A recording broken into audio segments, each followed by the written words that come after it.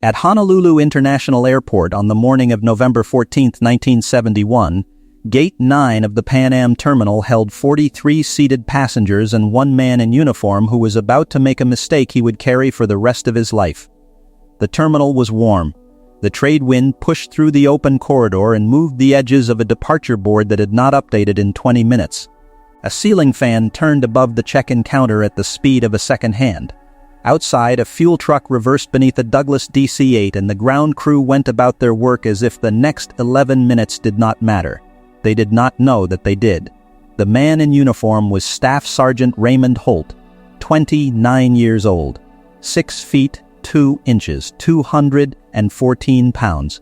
He had returned from his second tour in Vietnam 9 months earlier with a combat infantryman badge, 2 Purple Hearts, and a letter of commendation signed by his brigade commander. He was stationed at Schofield Barracks on the western shore of Oahu, and he sat in that terminal chair with the particular stillness of a man who had learned to wait in places far worse than airports. His service dress uniform was pressed, his ribbons were ordered, his boots were clean. He had earned every thread of what he wore, and he knew it, and he carried that knowledge the way some men carry a sidearm, visible and close to the center of gravity. Seated 11 feet from him in the third row of bolted aluminum chairs was a man the sergeant did not recognize. He was 5 feet 7.5 inches tall. He weighed 141 pounds. He wore a high-collared dark jacket of the kind the sergeant had never seen outside of a war film, a mandarin cut tunic with brass finish fasteners running from the sternum to the throat, a muted insignia stitched at the left breast, and a bearing that suggested the garment was not costume but identity. The man's hands were folded in his lap. His legs were crossed at the ankle. His carry-on, a single leather bag with no airline tag, rested upright between his feet as though it had been placed there by a surveyor. Staff Sergeant Holt did not know the man's name. He did not know the man's rank.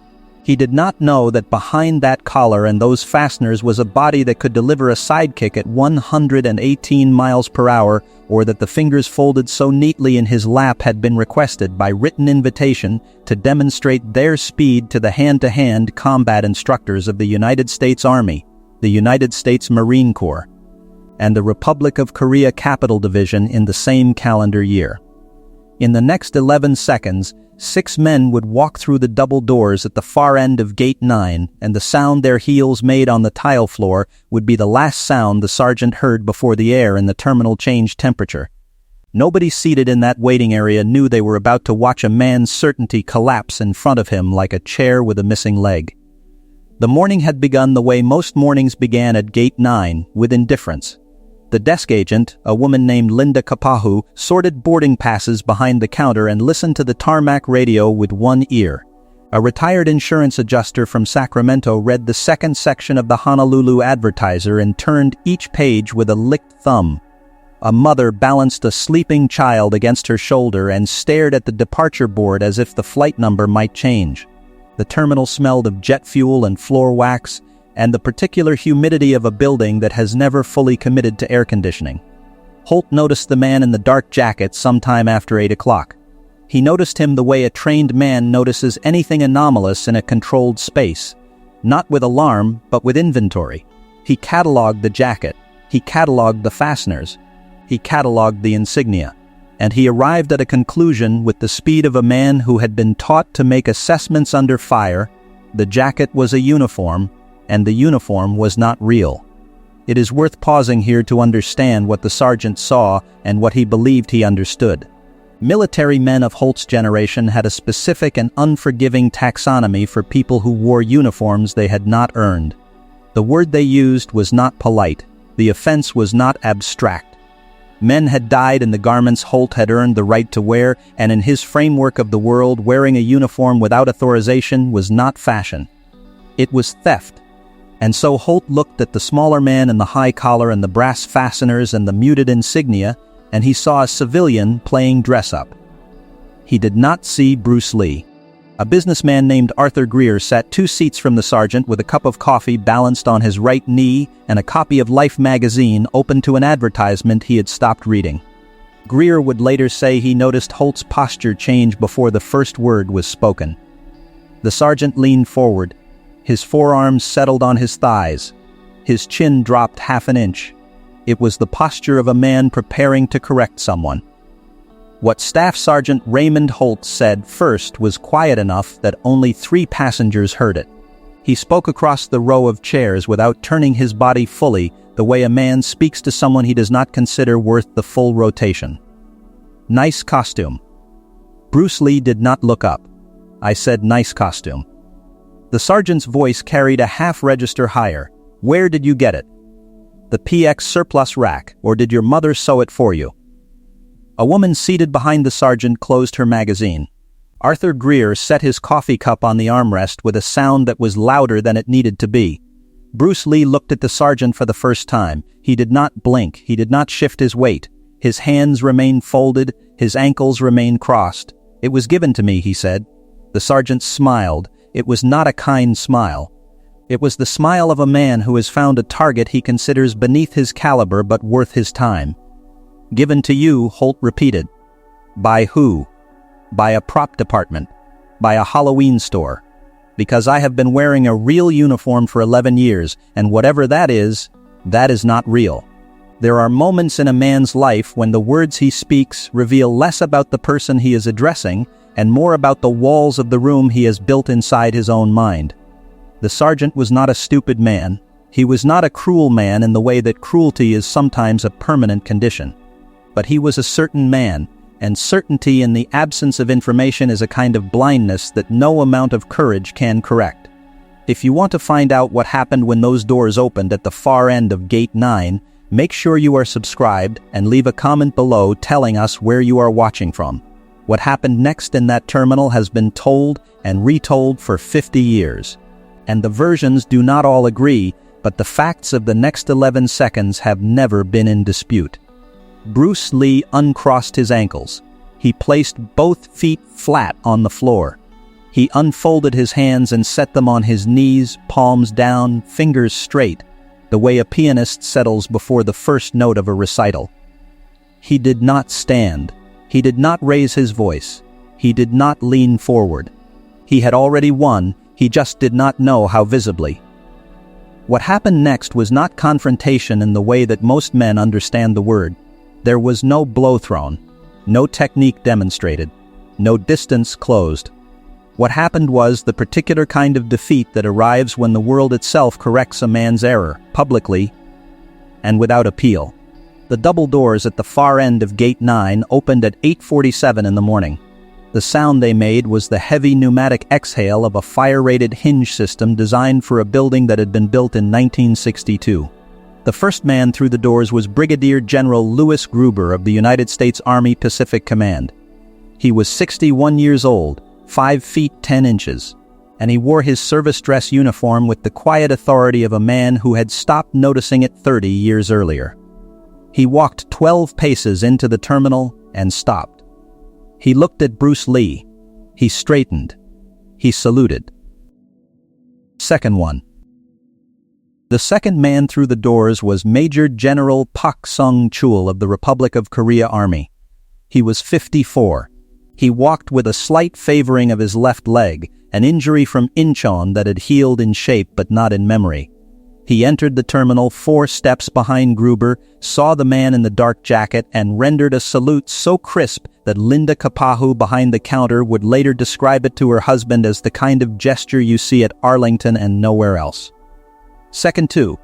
Behind Pak came Colonel Francis Mulvaney, USMC 40, 8 years old, 206 pounds, a hand-to-hand combat instructor at Marine Corps Base Hawaii who had personally written the letter inviting Bruce Lee to demonstrate grappling escapes to his advanced cadre 6 months earlier. He did not salute. He extended his hand and clasped Bruce Lee's forearm with both palms in the grip that Marines reserve for men they consider their own. Second 4. Brigadier General Richard Ames walked through the doors with the economy of a man who does not waste movement. He had overseen the integration of Lee's striking methodology into a pilot combatives program at Fort Shafter and had flown from Washington specifically because the man in the Mandarin jacket had agreed to give one more demonstration before returning to Hong Kong. He saluted. He held the salute for 3 full seconds. Second 6. the 5th and 6th men came through together. Major General Donald Cahill and Colonel William Yoon. Cahill was the Deputy Commanding General of the 25th Infantry Division. Yoon was a liaison officer who had translated for Lee during 2 closed-door sessions with Korean special warfare instructors in Seoul the previous spring. Cahill saluted. Yoon bowed, a short military bow from the waist, the kind given to a teacher, not a peer. Second 11. It is worth understanding what a confrontation truly is. Most people believe a confrontation requires 2 bodies in opposition, force meeting force, a winner decided by speed or by mass. But the more precise definition is older and simpler. A confrontation is any moment in which a man's version of the world meets the world's version of itself. And when those 2 versions disagree, the world does not argue, it does not raise its voice. It simply sends 6 generals through a set of double doors at 8:47 in the morning and lets the arithmetic do the rest. Arthur Greer did not move. His coffee sat untouched. His magazine lay open on his lap to a page he would never remember. He watched the sergeant the way a man watches a building in the first second after its foundation shifts, not with malice, but with the quiet recognition that something structural has changed and will not change back. Staff Sergeant Raymond Holt sat perfectly still. His hands were on his thighs, his shoulders were level, his jaw was set, but his eyes had gone somewhere else. They had gone to the place where a man recalculates every sentence he has spoken in the last 3 minutes against the new information that has just walked through the door in polished shoes and stars. Linda Kapahu behind the counter set down her boarding passes. She set them down slowly, the way you set down something fragile when you have forgotten you are holding it. The mother with the sleeping child pulled the child closer. The retired insurance adjuster from Sacramento folded his newspaper shut and did not open it again. The room was not silent in the way that silence is merely the absence of sound. It was silent in the way that silence is the presence of understanding, the collective recognition that a correction has occurred, and that the correction was final, and that no one in the room needed to explain it because every person present could read the geometry of what had just happened. 6 salutes. 1 seated man. 1 sergeant who had not moved. General Gruber leaned down and said something to Bruce Lee that the other passengers could not hear. Lee nodded. He stood. The motion was unhurried. He picked up his leather bag with his left hand and set it over his right shoulder. He reached for his jacket, a lighter outer layer that had been folded once and placed on the seat beside him, and he did not put it on. He tucked it under his arm, folded cleanly at the center seam, the way a man handles a garment he respects but does not need. Then he did something that 3 witnesses would describe independently in interviews given years apart, and all 3 descriptions agreed on the detail. He turned toward the sergeant. He did not smile, he did not gloat, he did not perform. He simply turned the way a man turns to face someone he has decided to speak to rather than to leave behind, and he walked 4 steps to where Holt sat. The sergeant looked up. There was nothing in his face that was defiant any longer. There was nothing in his face that was hostile. What remained was the expression of a man standing at a fork in a road he did not know existed 3 minutes earlier, and the 2 paths leading from that fork were visible to everyone in the terminal. One path was an apology. The other was an excuse. The difference between the 2 would determine which version of this morning the sergeant carried for the next 50 years. Bruce Lee spoke quietly. He spoke with the register of a man who has no interest in being overheard. The sentence he said was heard only by the sergeant, and the sergeant did not repeat it publicly for 19 years. When Holt finally spoke about it in a 1990 interview with a martial arts magazine that has since ceased publication, he said the sentence was 7 words. He said he had heard many things in his life spoken by men who outranked him, by men who had authority over whether he lived or died, by drill instructors and battalion commanders and doctors in field hospitals. And he said that no sentence had ever carried more weight per word than the one Bruce Lee delivered standing 4 feet from his chair in a terminal in Honolulu on a morning in November. The 7 words were, "The uniform is not what you wear." The sergeant stood up. He did not extend his hand. He bowed his head. It was a small motion, a lowering of the chin by perhaps 2 inches. But it was the motion of a man choosing the correct fork in the road. He chose apology. He chose it silently, and he chose it completely, and when he raised his head again, Bruce Lee had already turned and was walking toward the 6 men who waited for him near the gate. General Gruber placed his hand on Bruce Lee's shoulder as they walked. It was a brief gesture, lasting perhaps a second and a half, and it had the quality of confirmation, the way a man touches something not to steady it, but to verify that it is solid, and that it is present, and that it is exactly where it is supposed to be. They walked through the gate, and into the jetway, and into a morning that continued, whether or not anyone in Gate 9 was ready for it to. The story left the terminal before the aircraft did. Arthur Greer told it to his business partner over dinner in San Francisco 4 days later. He told it with the coffee cup and the magazine and the sound the doors made, and his partner told it to a colleague, and the colleague told it to a karate instructor in Palo Alto. And the karate instructor told it to a room of 14 students the following Tuesday evening, with the lights of the strip mall parking lot falling through the plate glass window behind him. By the spring of 1972, the story had been told in dojos in California, in officers' clubs in Georgia, in training halls in Seoul, and in the back pages of at least 2 martial arts periodicals that printed it without attribution and with details that had already begun to shift.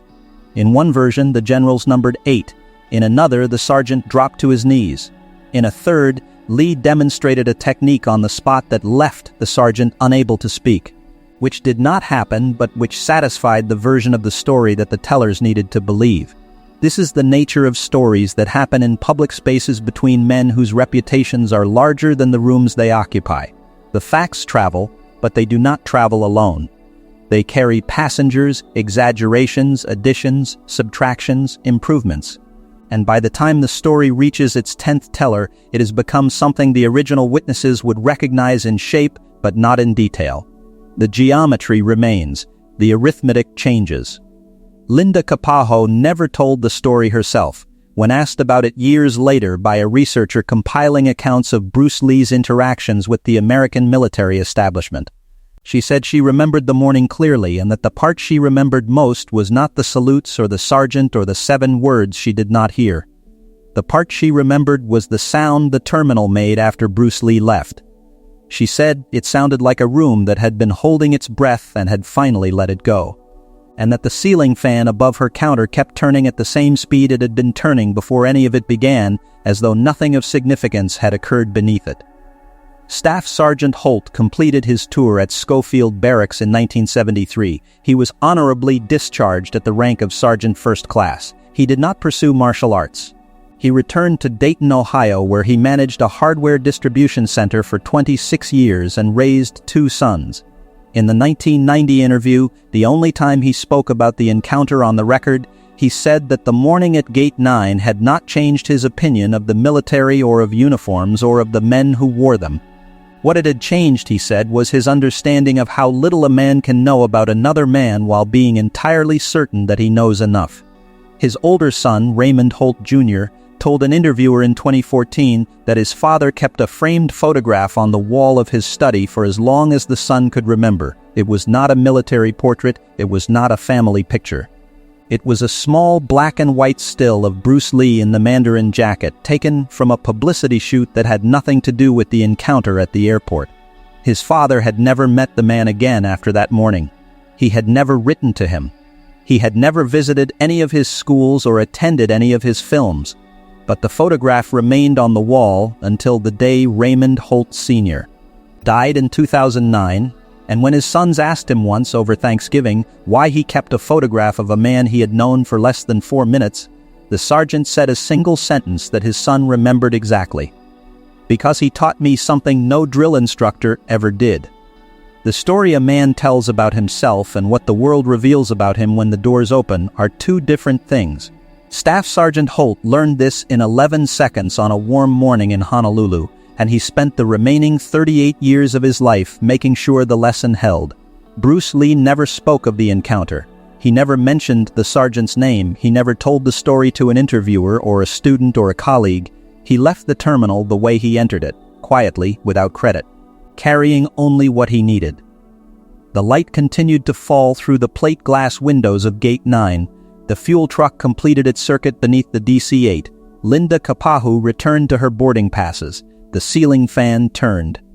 The world was indifferent to what had happened inside it, and that indifference was the frame that made the picture visible. Respect is not claimed, it is not argued.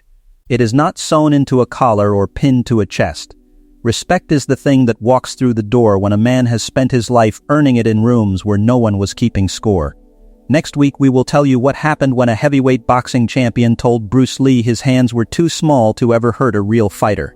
What Lee did with those hands in the next 4 seconds would be discussed in gymnasiums on 3 continents for the next 30 years. You do not want to miss it.